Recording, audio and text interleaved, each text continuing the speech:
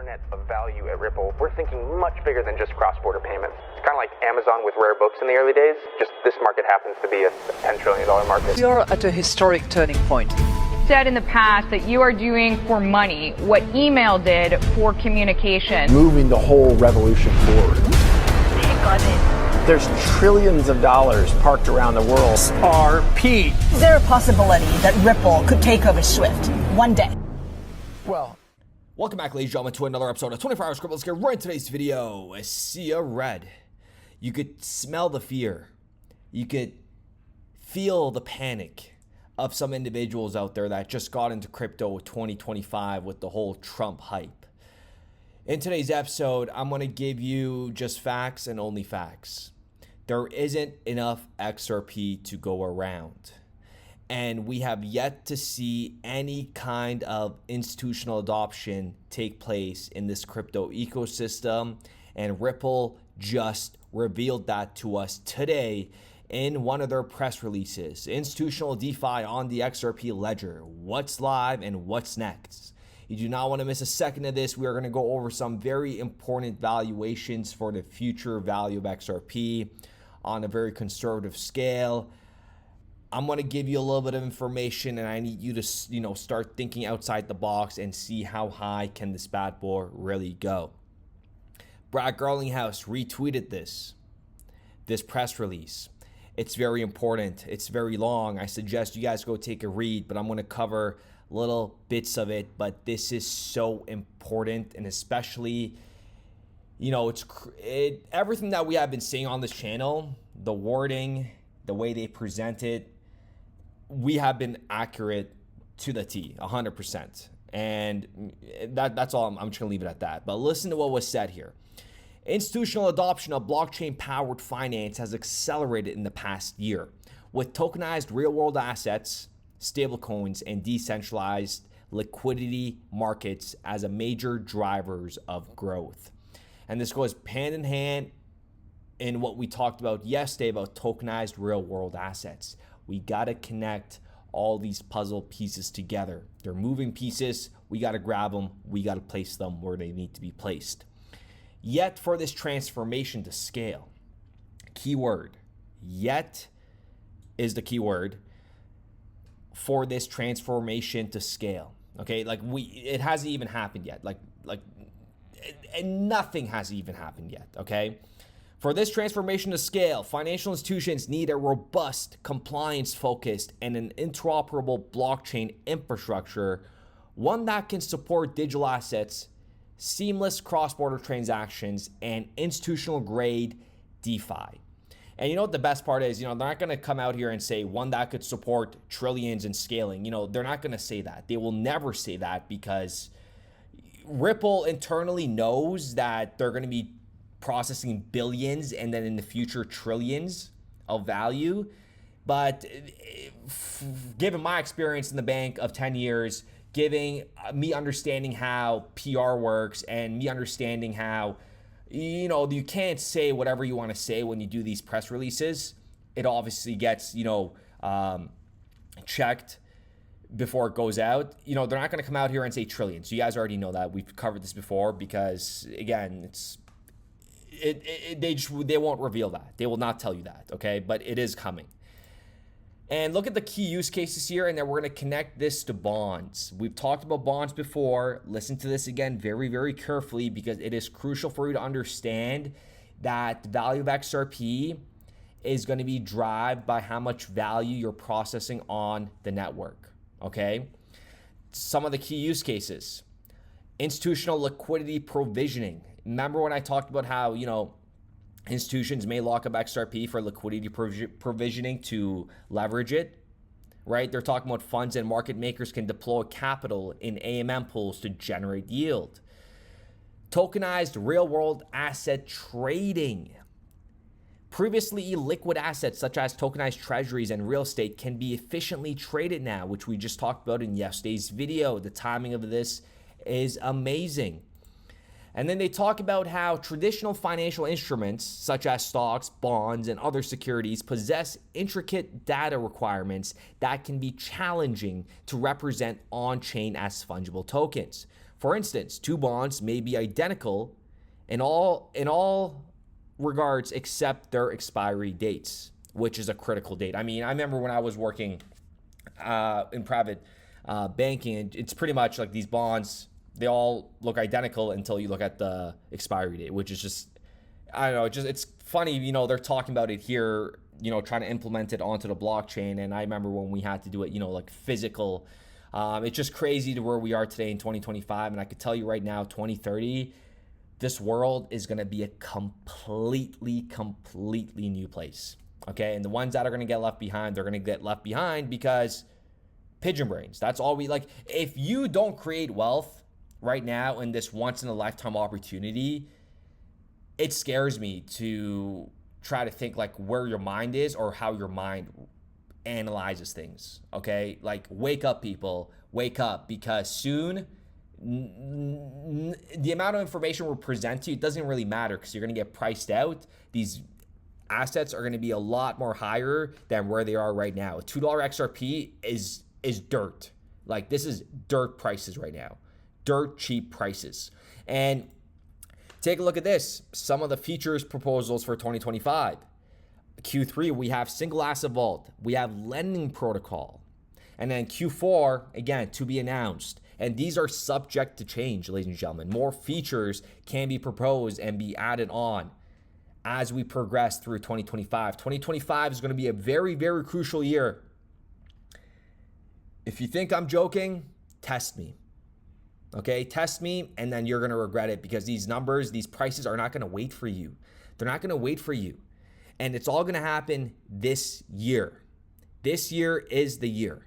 And before I get into the breakdown of, you know, how it would look if we were to attain just 5% of the bond market onto the XRP ledger. Again, these calculations that I'm presenting to you is very basic. There's a lot of features that are, you know, not calculated in these calculations.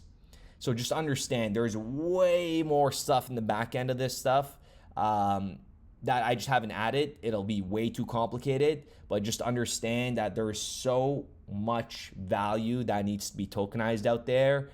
A digital asset like XRP is going to be crucial.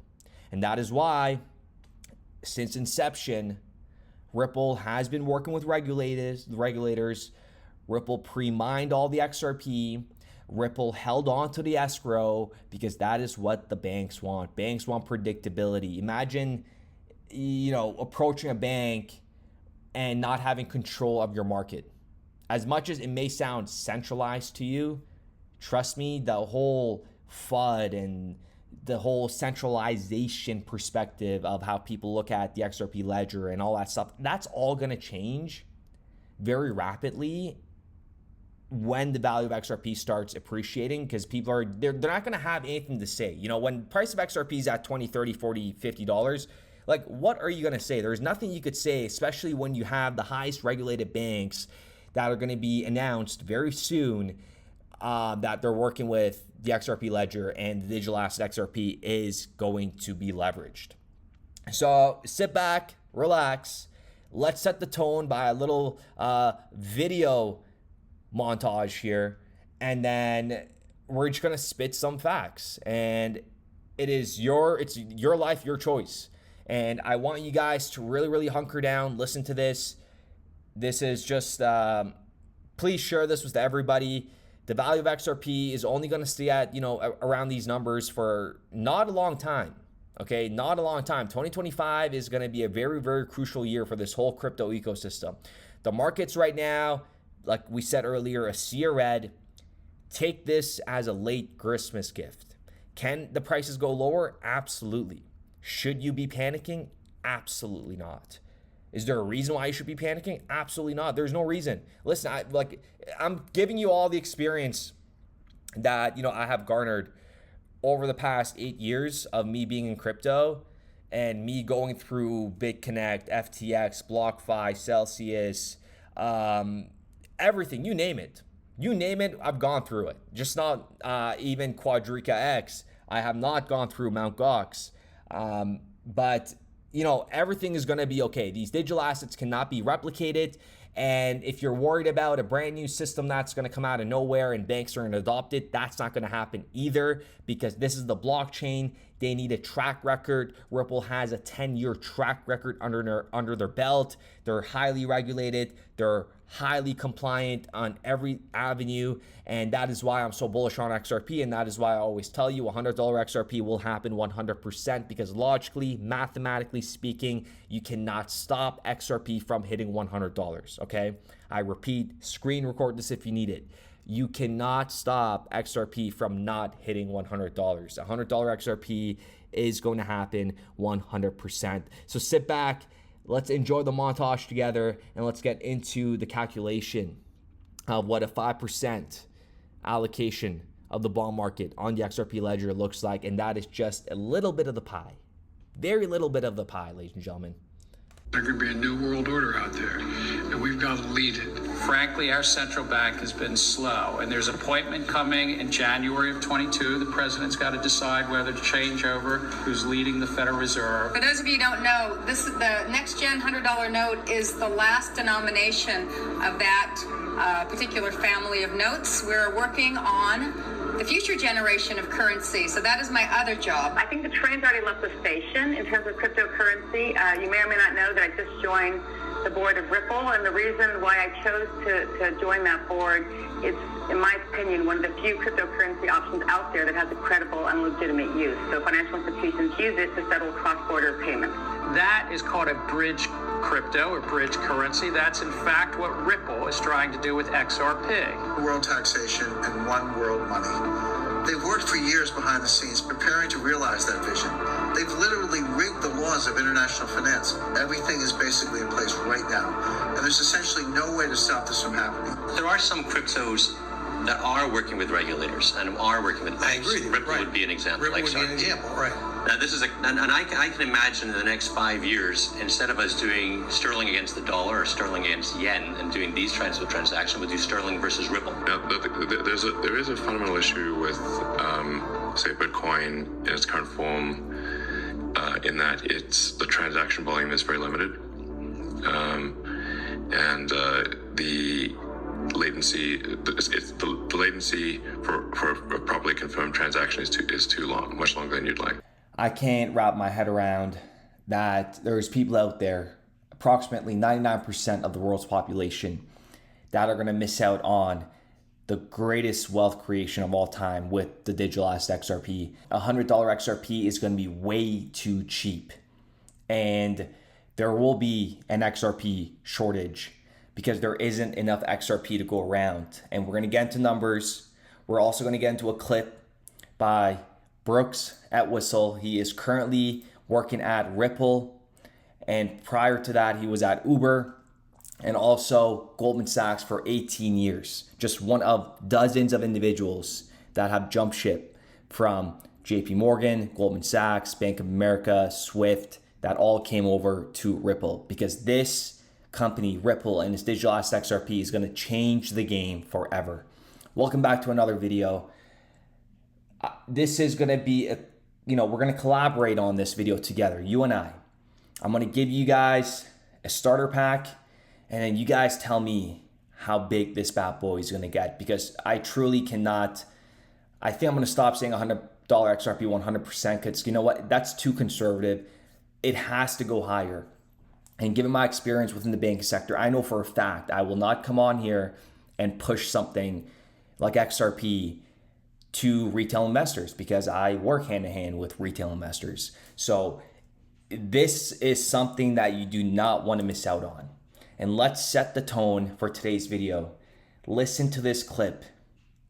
Absolutely massive. Switching gears to real world assets and the tokenization, that's also extremely exciting right now. And it's something that we watched emerge, but I think about it. I came out of the financial services world originally and kind of classic on the trading side, investment banking side, in the early days, the equity markets and fixed income markets. And you think about some of the opportunities in those markets now around the world to tokenize financial assets, corporate bonds, the settlement of which is extremely onerous and takes forever. The settlement of which is extremely onerous and takes forever. The notion of tokenizing financial products in those markets is very exciting. The private equity business, also really interesting. And you've seen great firms like KKR or Hamilton Lane or others do this with new funds where they actually tokenize a share of the actual fund itself, opening up to new classes of investors. If we think about the opportunity, how we get to beyond the 1 trillion, I would start with private asset space is a $290 trillion market around the world. That's bigger than publicly traded securities. That's things like real estate, private equity, VC.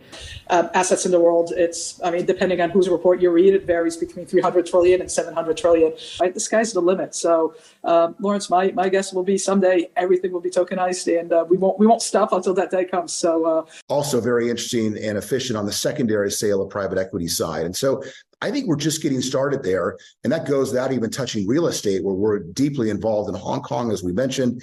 But the tokenization of real estate or equity on real estate is really exciting. So again, these are new use cases, but they're real and they're big. And what our job is to get in front of customers that we think could use our technology solutions.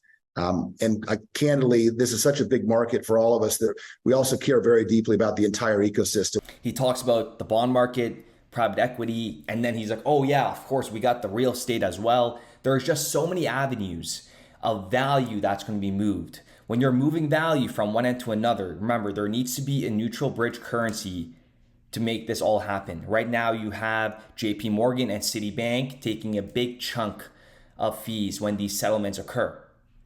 And you guys heard the little montage of, there's just 700 trillion. Private equity alone is over 200 trillion. Nobody knows the real number, but it's a lot. The DTCC processes 2.6 quadrillion on an annual basis. And that's value, folks, value. And also another clip by Brooks Atwhistle. The core product solution, which is called on-demand liquidity, has really taken off. And that's using the bridge asset, in this case, XRP, to move that value more and beyond messaging between sender and receiver. You'll need XRP to move that value. And today we're only going to cover the bond market. The largest bond markets in the world. This is the top 10, and these add up to over $130 trillion. Again, like I said, we're being extremely, extremely conservative. Take a look at this. Tokenizing bonds, in simple terms, means representing traditional bonds as a digital tokens on a blockchain or distributed ledger. These digital tokens are essentially a form of digital ownership or representations of the underlying bond. Keep in mind, who is the only digital asset out there, company that is regulated within financial infrastructures? And that, ladies and gentlemen, is Ripple and XRP, and they're regulated on the highest level, okay? XRP can play a significant role. XRP can be used as a means of transferring value and settling transactions quickly, enhancing the efficiency of bond trading. Using XRP for settlement can reduce these costs by enabling peer-to-peer transactions, bypassing some intermediaries and associated fees. XRP is a global digital asset, keep that in mind. And the XRP ledger operates on a decentralized network accessible worldwide. This means that bond tokens can be traded and settled globally, allowing investors from different regions to participate in bond markets seamlessly. XRP's role as a bridge asset can make cross-border bond transactions more efficient and cost-effective by facilitating currency exchange and settlements in different regions. And remember, we're trying to connect all the economies together. Interoperability of economies actually connect more than 200 countries, and particularly their payments and securities infrastructures with each other, always with financial institutions playing a front and center role. The ability to enhance each other's understanding, the ability to connect the diverse economies, the 200 or so countries in the world, and make sure the payment system works for all different profiles of companies, the largest and most sophisticated and the most rural and small. And do you see how a digital asset like XRP could play a significant role? Because right now it's the USD that's dominating the sector. And if you guys remember the video, we talked about how much XRP is out there. The blue check marks are verified of the holdings, and the red ones we're just assuming that's how much they hold, but very conservative because it's going to be a lot higher. Ripple, 6.6 billion XRP outside escrow. Chris Larsen, Arthur Brito, they have totaling up to over 4 billion XRP verified.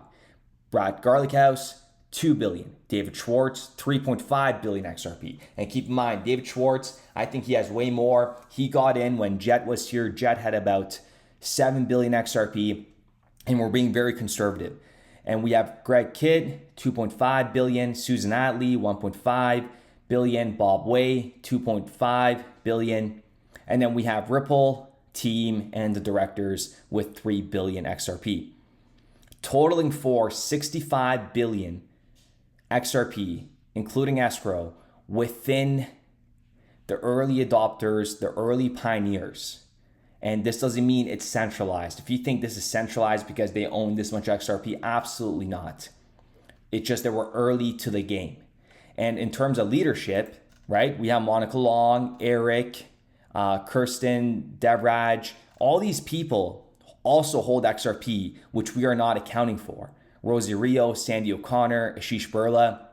But internally, I'm 99% sure that they are not allowed to sell XRP maybe 10 years from now or even 5 years from now. I know there's definitely something in the back end where these individuals with their XRP bags are not allowed to touch them anytime soon.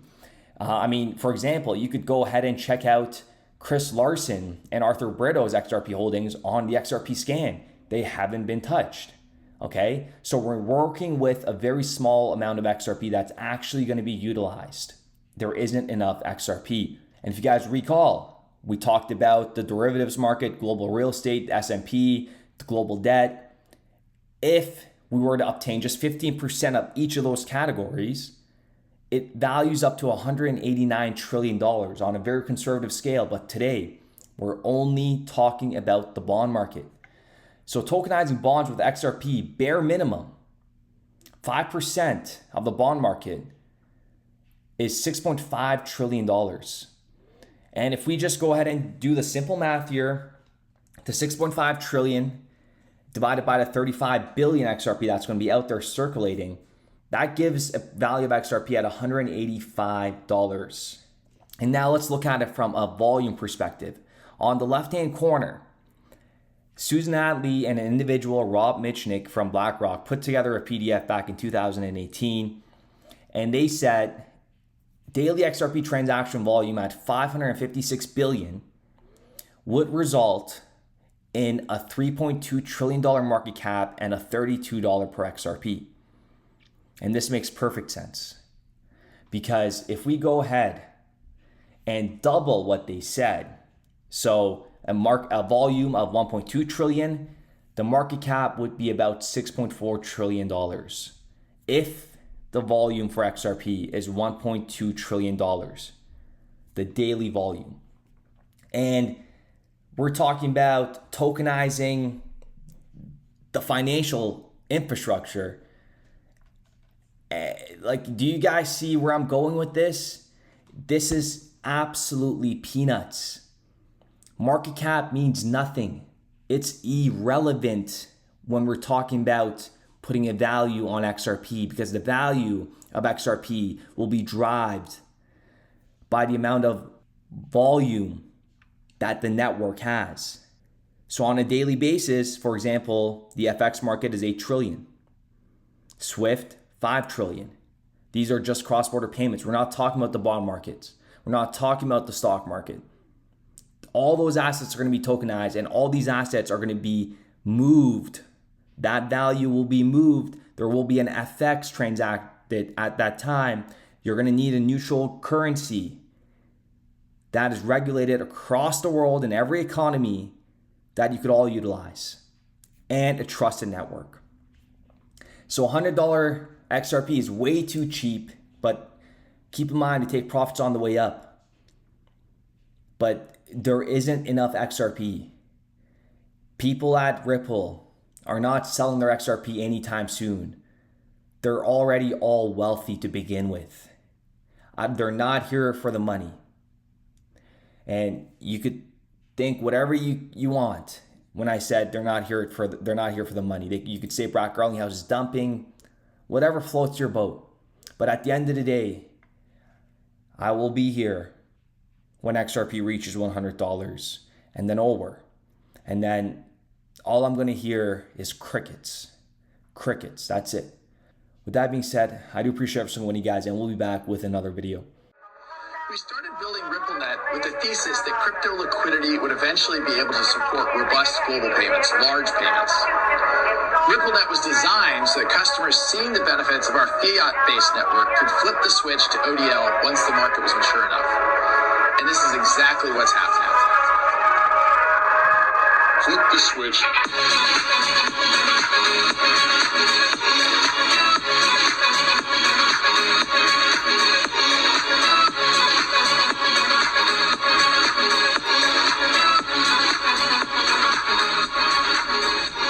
I think what we're building has, it's solving a real problem.